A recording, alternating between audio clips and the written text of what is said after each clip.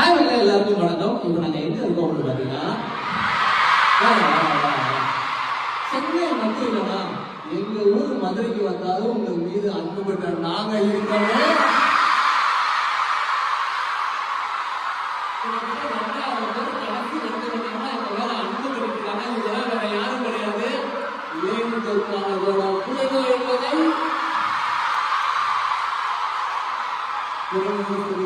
உங்க எல்லாருக்குமே ஒரே ஒரு கேள்விதான், எங்க ரெண்டு பேரும் உங்களுக்கு பிடிச்சிருச்சா?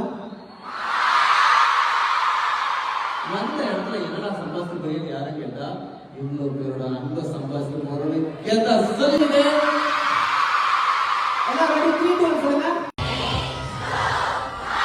ரொம்ப பக்கம்தான்